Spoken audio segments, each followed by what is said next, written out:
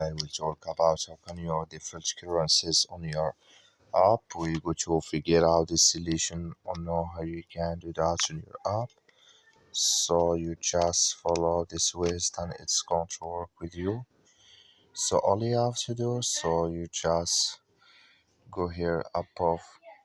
Above your photo profile, click on it here. So then it's going to take you to this list. It's going to show for you like this here. Then all you have to do now, so you just click here on default currencies here, just click on it. Then you come to next step here. Then here can you select your or default your currency here on your app. So that's all you have to do. I wish you know I give it. That's all. So thank you for your watching. Don't forget to support us by liking, subscribe. So thank you for your watching.